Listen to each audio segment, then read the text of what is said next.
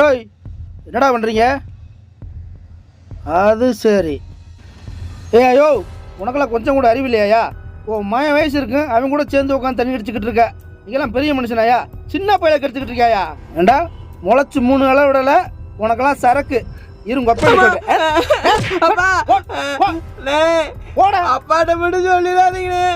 சொல்ல மாட்டேன்டா, போடா போடா. நீ டெய்லி குடிக்கிறதுனால உன் பொண்டாட்டி கோச்சிட்டு போச்சு.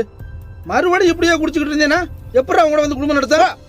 பொண்டாட்டி வழியை கூட்டு வந்து பொழைக்கிற வழியை பாடுறா ஆளப்பார்.